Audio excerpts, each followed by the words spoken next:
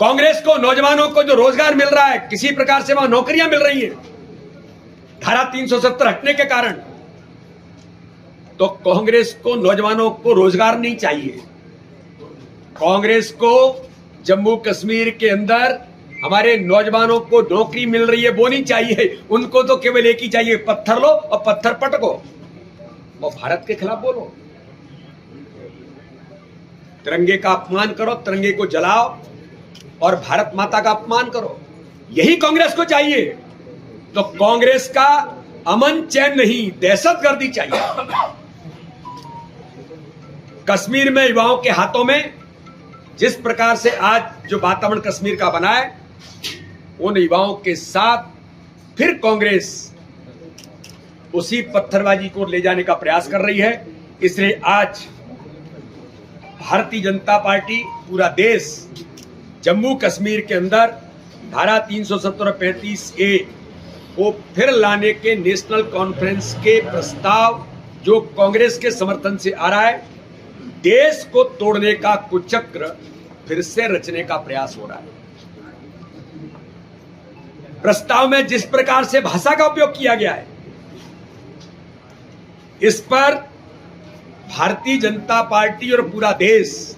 आज इस दिशा में कि भारत की एकात्मता और अखंडता को फिर से प्रहार करने का प्रयास किया गया है। इसलिए यह कांग्रेस और नेशनल कॉन्फ्रेंस के राष्ट्र विरोधी जो एजेंडा है, शेख अब्दुल्ला से लेकर के उमर अब्दुल्ला तक भावनात्मक ब्लैकमेल करना नेशनल कॉन्फ्रेंस की दिनचर्या बन गई है। और आज जब कभी जम्मू कश्मीर के अंदर इस प्रकार की घटनाएं घटती हैं और ऑन रिकॉर्ड ये साबित होता है कि ये पाकिस्तान प्रेरित घटनाएं और आतंक करने का प्रयास होता है, तो उमर अब्दुल्ला एक शब्द नहीं बोलते। तो आज जम्मू कश्मीर के अंदर पाकिस्तान की उन देश विरोधी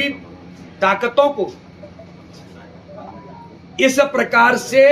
प्रस्ताव ला करके पाकिस्तान को ताकत देने का काम क्या आप करने वाले हैं?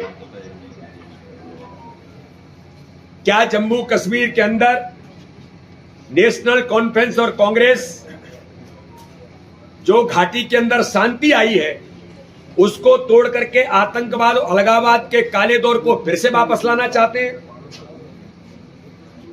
और हमने जो कहा था भारतीय जनता पार्टी की सरकार ने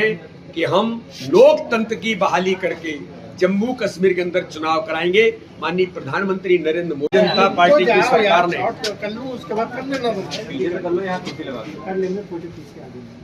माननीय प्रधानमंत्री नरेंद्र मोदी जी ने भारतीय जनता पार्टी के बहुप्रतीक्षित संकल्प धारा 370 हटाने का जो भारतीय जनता पार्टी का संकल्प था, जब अटल बिहारी वाजपेयी जी प्रधानमंत्री बने थे तो उन्होंने कहा था कि मेरी सरकार बहुमत की सरकार होती तो मैं सबसे पहले धारा 370 हटाता। और प्रधानमंत्री मोदी जी के नेतृत्व में जब प्रचंड बहुमत की सरकार बनी तो भारत का बहुप्रतीक्षित और ऐतिहासिक निर्णय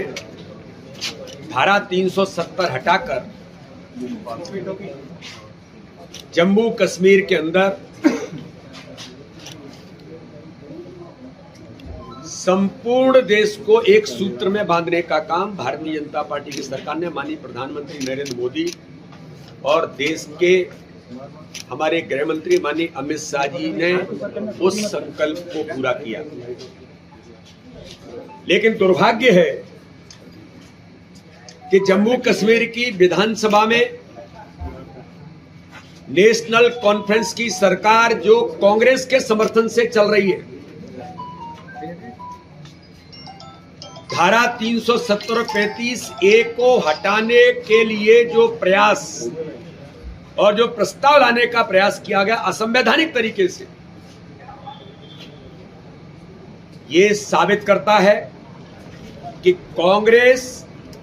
इस देश के अंदर राष्ट्र विरोधी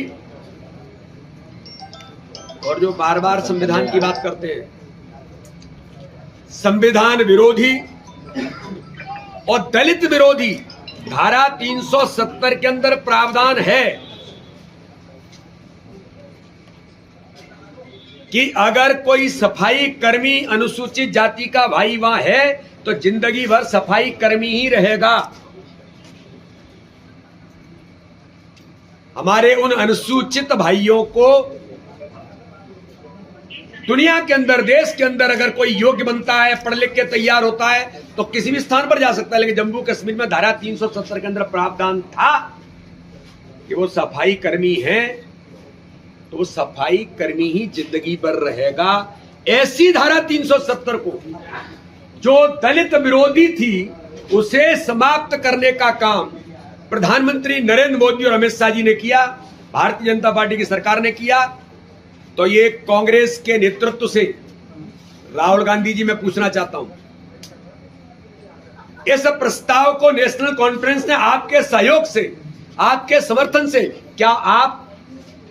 हमारे उन सफाई कर्मियों को जिंदगी भर वहीं सफाई कर्मी बने रहना चाहिए? आप आरक्षण की बात करते हैं। जम्मू कश्मीर के अंदर गुर्जर, हमारे अनुसूचित जाति के भाई और बहन, उनको आरक्षण देने का काम भारतीय जनता पार्टी की सरकार ने जब वहां पर किया तो इस प्रावधान में उस आरक्षण को समाप्त करने का काम भी क्या राहुल गांधी और कांग्रेस इसका समर्थन कर रही है? इसलिए कांग्रेस जम्मू कश्मीर के अंदर, आप सबको मीडिया, पूरा देश ने देखा है कि जम्मू कश्मीर श्रीनगर के लाल चौक पर जहां तिरंगे का अपमान होता था, वहां अगर आज शान और शौकत के साथ तिरंगा भी फहरता है और श्रीनगर की घाटी में गांव-गांव में तिरंगा फहरता है और अमन चैन के साथ धारा 370 हटने के कारण जब चुनाव में भी जम्मू कश्मीर जाता है तो जहां 5% वोट मिलता था, आज जनता लोकतंत्र में विश्वास करके जम्मू कश्मीर के अंदर 50% से ज्यादा मतदान होता है। तो कांग्रेस को अमन चैन नहीं चाहिए,